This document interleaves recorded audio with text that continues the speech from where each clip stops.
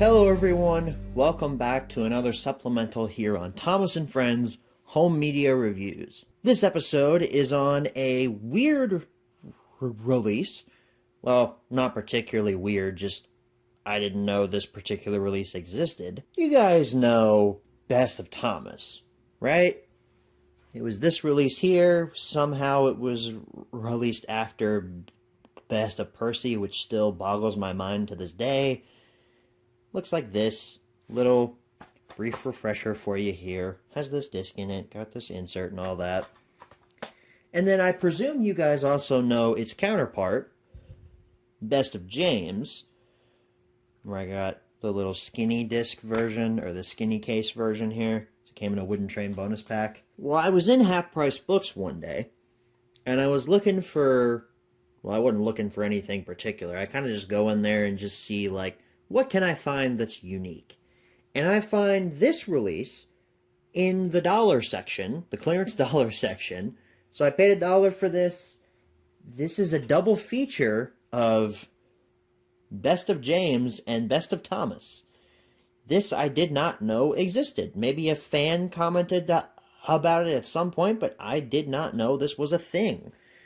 From the looks of it, it looks like this was released years after these actually came out. These are like Season 8, Season 9 promotional shots of both Thomas and James.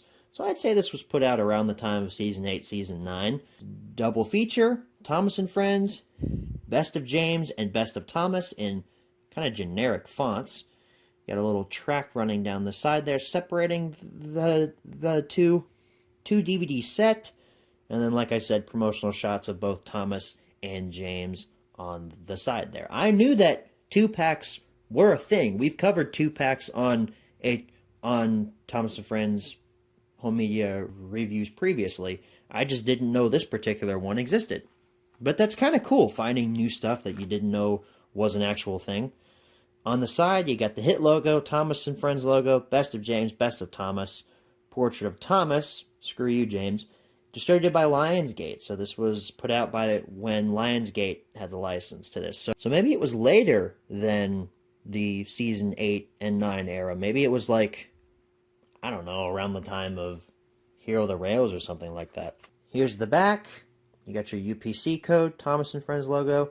Here's your blurb and information for Best of James, featuring one of the screenshots from Best of James, for comparison's sake there. It lists your features, which we've already detailed in that HMR, so not going to read them to you here. And then below Best of James, you got Best of Thomas. There's your blurb. And then there's a screenshot from the release. Thomas Meets the Queen. It's a widescreen screenshot now, as opposed to 4:3 on the original release. And then your DVD features are listed below. On the bottom, you got tech specs and legalese. And if we open this disc up, or we open the case, look at this.